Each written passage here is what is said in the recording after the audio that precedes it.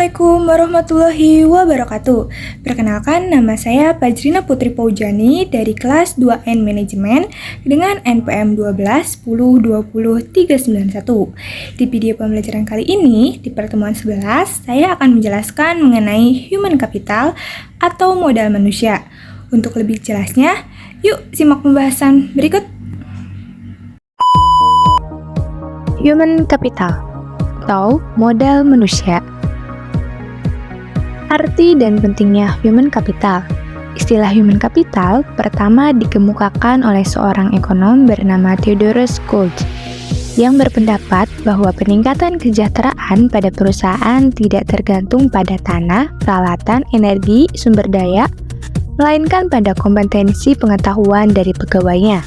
Kemudian, ia mendeskripsikan posisi human capital sebagai kemampuan sumber daya manusia yang diperoleh melalui investasi pada sumber daya manusia, yang mendeskripsikan bahwa human capital terdiri dari 4 hal, yaitu yang pertama ada kemampuan, perilaku, usaha, dan waktu.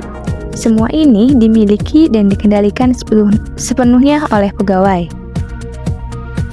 Untuk mendeskripsikan human capital sebagai kombinasi dari 4 faktor tersebut, diantaranya yaitu sebagai berikut. Yang pertama, karakteristik atau sifat yang dibawa pada pekerjaan, misalnya integrasi, energi, sikap positif, keandalan, dan komitmen. Yang kedua di sini ada kemampuan seseorang untuk belajar, yaitu kecerdasan, imajinasi, kreativitas, dan bakat. Dan yang ketiga yaitu ada motivasi untuk berbagi informasi dan pengetahuan, yaitu semangat tim dan juga orientasi tujuan. Peran human capital terbagi menjadi 2, yaitu yang pertama di sini sebagai kunci keunggulan organisasi yang terdiri dari aset finansial, misalnya uang tunai dan surat berharga, aset yang disebut financial capital. Lalu yang selanjutnya di sini ada aset fisik yang terdiri atas peralatan, gedung, dan tanah, aset tak berwujud, modal, organisasi, alisiansi bisnis, pelanggan, merek, reputasi, dan juga modal intelektual.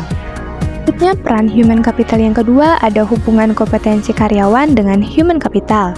Dalam meningkatkan kompetensi karyawan, tantangan utama yang harus diperhatikan yaitu kompetensi harus sesuai dengan strategi bisnis, dan kompetensi perlu diciptakan melalui lebih dari satu mekanisme. Nah, berikut ada 5 cara untuk meningkatkan kompetensi karyawan, yaitu melalui yang pertama ada buy atau membeli, mengganti SDM yang lama dengan yang baru, dan memiliki kualitas yang lebih baik. Yang kedua ada build, yaitu membangun, investasi dilakukan terhadap SDM untuk meningkatkan kualitasnya menjadi lebih baik.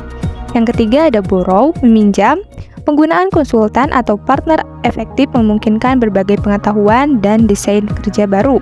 Yang keempat ada bounce atau melambung, perusahaan harus mengeluarkan karyawan yang bekerja di bawah standar. Dan yang terakhir ada bin atau mengikat, yaitu mengikat karyawan jangan keluar merupakan tindakan kritis pada semua tingkatan. Selanjutnya ada transformasi peran divisi SDM, di mana model konseptual yang dikemukakan oleh Ulrich menggambarkan bahwa transformasi divisi peran SDM yang didasarkan pada 2 dimensi utama, yaitu dimensi operasional dan dimensi strategi. Dari 2 dimensi ini, muncullah 4 peran SDM, yaitu yang pertama di sini ada strategi partner, yaitu Departemen SDM harus mampu menjadikan partner bagi manajemen lini dan manajemen lainnya dalam mengeksekusi strategi dan membantu merealisasikan perencanaan. Yang kedua ada administrative expert yang membantu tercapainya efisiensi administratif dan memastikan bahwa kos dapat dikurangi dan kualitas tetap terjaga secara kontinu. Yang ketiga ada employee champion, Departemen SDM harus dapat menunjukkan komitmennya terhadap manajemen dan pada waktu yang sama berusaha meningkatkan kontribusi karyawan lebih besar. Dan yang keempat ada change agent atau Departemen SDM harus dapat menjadikan agen perubahan yang kontinu, membantu proses dan kultur secara bersama, meningkatkan kapasitas organisasi untuk lebih baik. Nah, selanjutnya di sini ada tingkatan kompetensi dalam sistem pengukuran human capital. Dimulai dari activity level, yaitu pengukuran aktivitas rutin SDM seperti rekrutmen, pemberhentian, promosi, dan lain-lain. Untuk syarat laporan internal.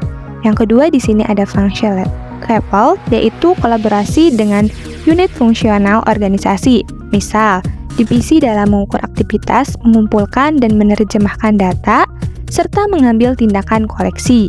Dan yang ketiga di sini ada strategi level, yaitu tingkatan analisis tertinggi, sehingga dapat memberikan gambaran perusahaan secara penuh, memberikan pemahaman hubungan antar SDM, strategi, dan kinerjanya. Nah, dari ketiga tingkat kompetensi di atas, diketahui bagaimana melakukan pengukuran nilai human capital pada ketiga tingkatan tersebut, dimulai dari tingkat korporat dalam unit bisnis fungsional, tingkat terendah yaitu aktivitas dari divisi SDM, untuk mengintegrasikan sistem pengukuran tersebut menjadi sistem yang kohesif dalam suatu jalur yang terdiri dari 3 tingkat, dan pada masing-masing tingkat terdapat aktivitas yang dapat diukur beserta hasilnya. Selanjutnya di sini dijelaskan pula bagaimana sih perubahan paradigma karyawan ini dalam human capital. Pandangan perusahaan yang hanya pada cost saja dalam pengelolaan human capital harus ditinggalkan. Nah, artinya di mana investasi dalam SDM dipandang bukan sebagai biaya saat ini, melainkan investasi aset pada masa depan. Selain itu, tantangan juga dari investor jika mereka membutuhkan informasi untuk membuat keputusan tentang SDM, sehingga mereka memiliki gambaran perusahaan komprehensif dan dapat memprediksi kemampuan perusahaan dalam menciptakan nilai di masa depan. Nah, pembahasan terakhir di human capital ini adanya mengidentifikasi human capital, di mana ada 2 hal yang mendukung kontribusi investasi human capital ke dalam perusahaan. Yang pertama di sini, karyawan dengan human capital tinggi lebih mungkin memberi layanan konsisten dan kualitas tinggi, sehingga perusahaan tempat mereka bekerja dapat memperhatikan pelanggan atau menarik pelanggan baru.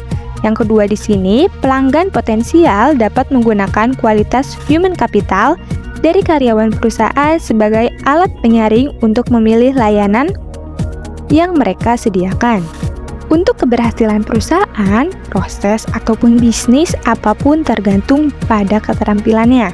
Nah, berikut ada 3 keterampilan dari human capital. Yang pertama di sini ada commodity skill, yaitu kemampuan tidak spesifik untuk bisnis tertentu, dapat langsung diperoleh dan lebih kurang sama nilainya bagi setiap bisnis. Misalnya kemampuan mengetik, kemampuan komputer. Yang kedua di sini ada kemampuan leverage skill, yaitu pengetahuan yang meskipun tidak spesifik untuk perusahaan industri tetap relatif lebih berharga bagi perusahaan tertentu daripada perusahaan lainnya. Contohnya di sini yaitu programmer di bank berbeda dengan nilainya dengan programmer di perusahaan komputer. Dan keterampilan yang terakhir di sini ada property skill, yaitu pengetahuan spesifik bagi perusahaan, misalnya hak paten dan juga merek. Sekian pembahasan materinya, jangan lupa like, subscribe, dan nyalakan loncengnya untuk mengetahui video selanjutnya. Bye!